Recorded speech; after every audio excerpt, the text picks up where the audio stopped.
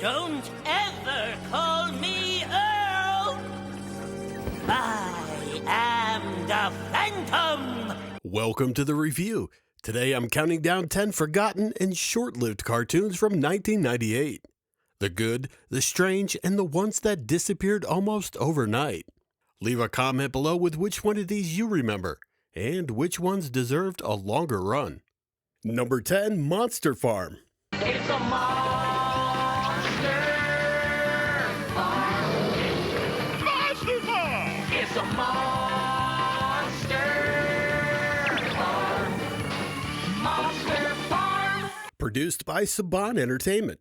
The series follows city kid Jack Haley, who inherits a farm from his mysterious great-uncle Harloff. Sounds wholesome enough. Until Jack arrives and discovers the livestock includes a bizarre collection of monster farm animals, straight out of a Saturday morning fever dream.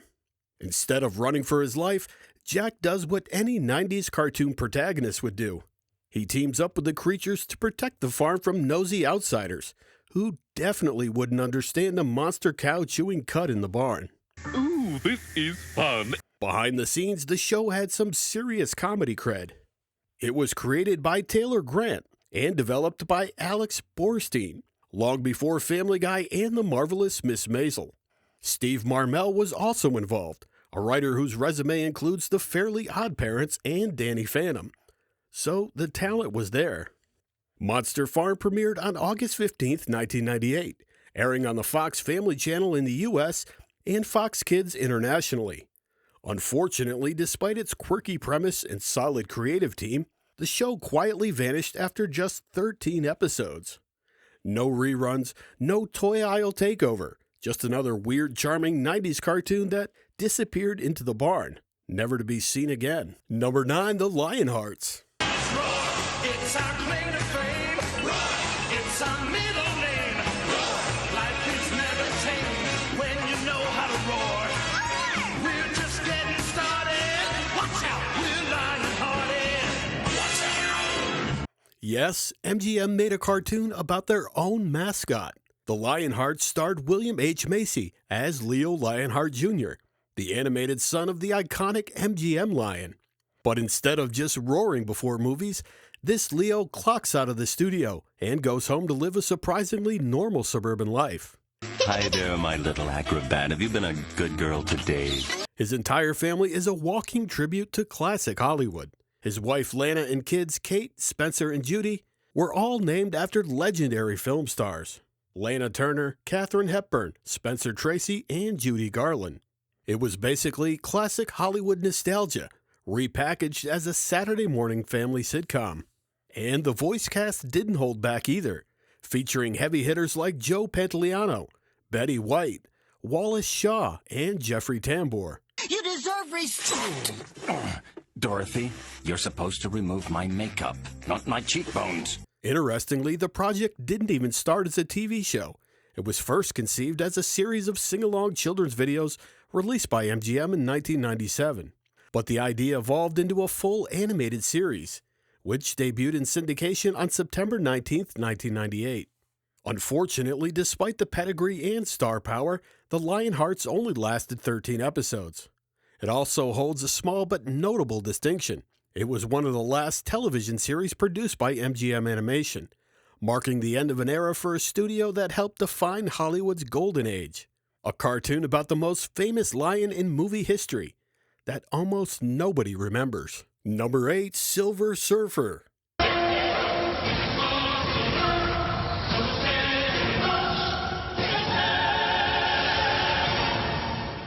Based on the iconic Silver Surfer, this series wasn't your typical kids' superhero show.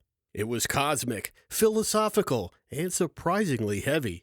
When the world-devouring giant Galactus arrives to consume the peaceful planet Zenla, noble scientist Norrin Radd makes the ultimate sacrifice. He offers himself in exchange for his planet's survival. Galactus grants him a fraction of the power cosmic, transforming him into the Silver Surfer, but at a terrible cost. Stripped of his memories and conscious, the Surfer becomes Galactus' herald, guiding his master to world after world, knowing each one will be destroyed. Eventually, he breaks free and turns against Galactus. But when he finally returns home, he discovers Zenlaw is gone, mysteriously moved. From there, the series becomes a haunting space odyssey about guilt, redemption, and the search for a lost home, as the surfer confronts the horrors he committed while enslaved. Produced by Saban Entertainment, the show premiered on February 7, 1998 on Fox Kids, and ran for just 13 episodes. And here's the frustrating part. It was actually good. The series earned strong ratings and solid critical praise, especially for its mature storytelling, serialized structure, and mix of CGI and cell animation that felt completely different from other Marvel cartoons at the time. So, why did it end? Because behind the scenes, Marvel Entertainment was facing serious bankruptcy issues and simply couldn't afford to keep funding it. On top of that, a legal dispute between Marvel and Saban complicated matters even further. 8 episodes for a second season were written but never produced. The result? A single season that ended on a cliffhanger, leaving one of the most ambitious Marvel cartoons ever made floating alone in space. You can currently catch the series on Disney+. Number 7, Toonsylvania. In the castle of gloom, high upon the snobby hill, with the stars of the show, Eagle, Dr. Vic, and Phil, so come by, and let us entertain you. Be sure to pop a stitch in Toonsylvania. Produced by Steven Spielberg's DreamWorks Television Animation, Toonsylvania was a fast-paced horror comedy anthology that felt like classic monster movies crashed into Saturday morning cartoons. See that gorgeous doll on the slab? Pretty. All right, contain yourself, big fella. That's the Doc's new girlfriend. Each episode was split into segments, with the main storyline usually following a goofy version of Frankenstein and his dysfunctional monster family. After that, viewers were treated to rapid-fire shorts like Night of the Living Fred, Attack of the Killer Bee movies, Igor's Science Minute, and Melissa Screech, each leaning into slapstick horror parody. And the voice cast? Absolutely stacked. We're talking Nancy Cartwright, Jim Cummings, Matt Frewer, Brad Garrett, Tom Kenny, Wayne Knight, and Billy West. That's basically a 90s animation all-star lineup. The series premiered on February 7th, 1998 on Fox Kids, and ran for a successful first season of 13 episodes. It was energetic, clever, and packed with monster movie references. But then Season 2 happened. Behind the scenes, co-creator Bill Kopp and director Jeff DeGrandis were replaced by Paul Rugg. The tonal change didn't land the same way, and Season 2 was canceled after airing just 8 episodes. Still, the franchise tried to expand. In 2000, Ubisoft released a Game Boy Color game based on the show. There were also play sets and even Burger King promotional toys. The real treats this Halloween are at Burger King. One wacky Toonsylvania toy inside every Kids Club meal you buy. Today, Toonsylvania is remembered fondly by those who watched it. A clever, spooky, fast-moving series that many fans believe was canceled way too soon. Number 6, Birdz.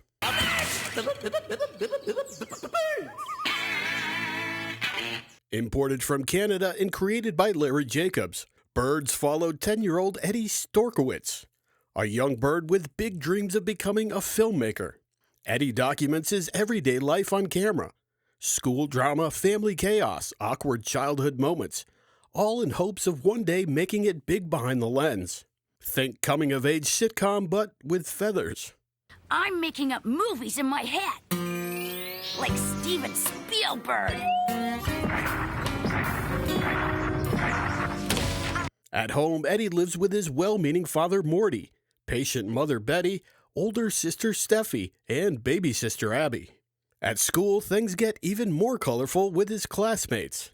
Olivia the Owl, Spring the Robin, Tommy the Turkey, Gregory the Woodpecker, and Sleepy the Bat, all overseen by teacher Miss Finch and principal Mr. Pip. Each episode leaned heavily into life lessons, tackling topics like responsibility, jealousy, honesty, and greed, giving the show a very after-school special vibe wrapped in Saturday morning packaging. Birdz premiered on October 3rd, 1998 on CBS. It lasted just one season of 13 episodes. According to creator Larry Jacobs, Part of the problem may have been scheduling. In many markets, the show aired right after the morning news, which isn't exactly prime cartoon watching time for kids. As a result, Birdz quietly flew under the radar and disappeared just as quickly. Remembered by few, but appreciated by those who caught its gentle slice-of-life charm. Number 5, Flying Rhino Junior High.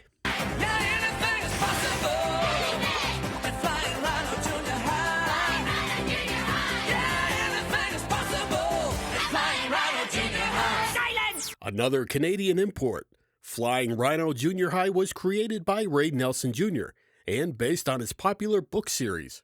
The show followed 4 students, Billy O'Toole, Marcus Snarkus, Ruby Snarkus, and Lydia Lopez, just trying to survive junior high, which is hard enough without reality constantly glitching. Enter the villain, Earl P. Sidebottom, better known as the Phantom. Earl was a certified boy genius who suffered the ultimate humiliation, getting a D in shop class. Crushed by the injustice, he retreated to the school's sub-basement boiler room. It's like a boiler room in here. Where he built a supercomputer capable of altering reality itself. Using the machine, Earl reshapes the school into a chaotic playground of his own design, unleashing bizarre scenarios and twisted logic as revenge. Alongside his rat sidekick Radicus, he turns everyday school life into a surreal battleground, leaving Billy and the gang to restore order each episode. Old Earl's really done it this time. The series premiered October 3rd, 1998 on CBS in the U.S. as part of the CBS Kids Show block. Reviews were generally positive. Now that's entertainment! And unlike many entries on the list, Flying Rhino Junior High actually managed to run for 2 seasons with 26 episodes. But timing wasn't on its side. When CBS canceled the Kids Show block in January of 2000, the series essentially vanished with it. Today, it's remembered as a clever, reality-bending school comedy that deserved a little more attention, and proof that sometimes the most dangerous place in the universe is the boiler room. Number 4, Anatole.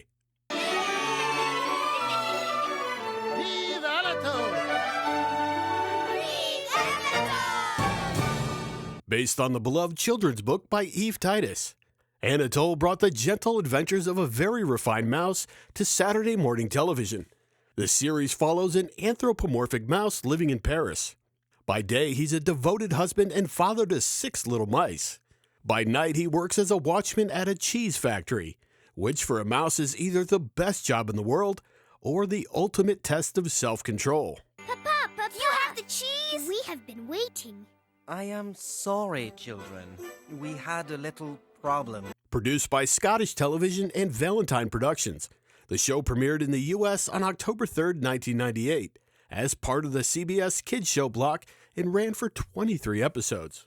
Unlike some of the louder, more chaotic cartoons of 1998, Anatole leaned heavily into soft storytelling, gentle morals, and the calm, almost storybook tone. And honestly, that might have been part of the problem. While faithful to the books, the pacing felt slow compared to the high-energy competition, and the animation didn't exactly stand out in an era filled with bold, stylized designs. For some viewers, it came across as charming. For others, a little dull. Try this Limburger.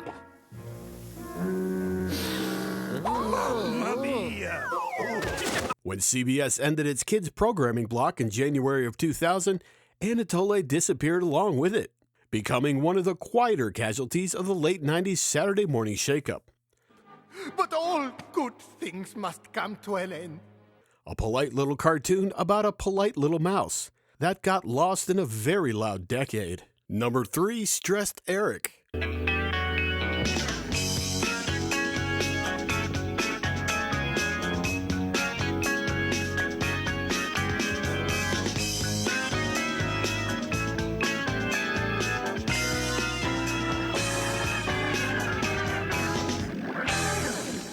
If you think you've had a bad day, just be thankful you're not Eric Feeble. Stressed Eric centers on a 40-year-old father whose life is a non-stop parade of humiliation, anxiety, and catastrophic bad luck. Every episode pushes him closer and closer to total meltdown, sometimes literally, as the show visualizes his stress by having his veins tighten and squeeze the life out of him. Subtle? Absolutely not. This adult animation dark comedy originally aired on BBC Two in the UK, running for 2 seasons with 13 episodes. Overseas, it actually found a decent audience and even picked up awards. But when it crossed the Atlantic, things went sideways. The first season was redubbed for American audiences with Hank Azaria stepping in as Eric. And the show landed a prime Wednesday night slot on NBC, airing at 9:30 after Third Rock from the Sun. Sounds promising, right? Well, it wasn't. NBC canceled the series after airing just 3 of its 6 redubbed episodes. Critics were harsh, with one review bluntly saying, "Stressed Eric is so routine that it's difficult to understand why it won awards across the ocean." And the marketing didn't help either. Promotional ads comparing it to South Park set completely wrong expectations. Instead of crude shock comedy, viewers got bleak, uncomfortable misery humor. The result? A transatlantic experiment that worked in the UK, but completely collapsed in the US. Today, Stressed Eric is remembered as a fascinating late 90s misfire, a show that proves not all dark comedies survive the cultural jump. Number 2, The Secret Files of the Spy Dogs. These are their amazing true stories.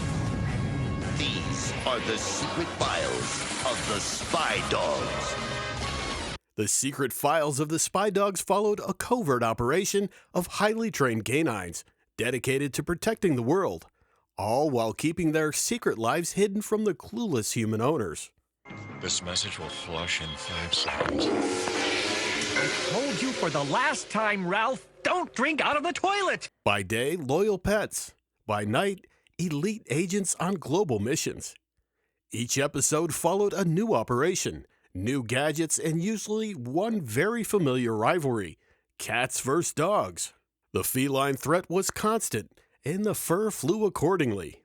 Every member of the Spy Dogs had their own personality and specialized skill set, from tech experts to field agents, giving the show a fun team dynamic that felt like Mission Impossible with chew toys. I can't even bear to think of it. I'm gonna toss my haggis. The voice cast brought serious credibility, featuring Adam West, Mickey Dolenz, and Mary Kay Bergman. You can't say hello to a person from a pup I've known. Always with the rushing and the doing and the spying in. Produced by Saban Entertainment, the series premiered on September 12, 1998 on Fox Kids and ran for 22 episodes, a respectable run compared to many others on the list. The show was colorful, energetic, and genuinely entertaining, and a lot of 90s kids remember it fondly. Surprisingly, though, the merchandise push was minimal. The only toys released were promotional figures, included in kids' meals at Hardee's and Carl's Jr. No massive toy line, no major franchise expansion, just secret agent dogs, quietly saving the world, then disappearing from TV almost as stealthy as they operated. Number 1, Invasion America. You will be preparing for the day of the invasion and the subjugation of Earth. I await your return. In 1998, Steven Spielberg set out to do something bold, bring a primetime sci-fi animated series to network television. The result was Invasion America.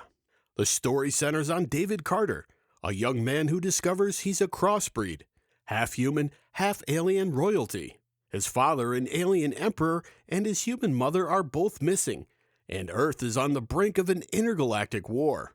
Caught between 2 worlds, David must uncover who he can trust, while trying to stop a full-scale invasion. The series premiered Monday, June 8th at 9 p.m. on the WB, following Seventh Heaven, airing its first 2 episodes back-to-back. Then the network doubled down. Episodes 3 and 4 aired the very next night after Buffy the Vampire Slayer. After that, it settled into a Tuesday slot. And then, they burned it off. All 13 episodes aired within just 6 weeks. Despite impressive animation and cinematic ambition, reviews were mixed. Critics praised the visuals but criticized the writing, and what they felt was a thin, stretched-out plot. Interestingly, audience reactions were far more positive, with many viewers appreciating its serialized storytelling and mature tone. But here's the kicker. The series ends with the words "End of Book 1," and there was never a book 2. The story was never completed. 2 novels by Christie Golden were released, an adaptation of the series and a prequel titled Invasion America on the Run, but the animated saga itself remains unfinished. An ambitious primetime sci-fi epic, a massive promotional push, a story cut short mid-art, and that's why Invasion America lands at number 1, the biggest what could have been of 1998. As always, thanks for watching, and if you've enjoyed this video, please subscribe for more videos just like this.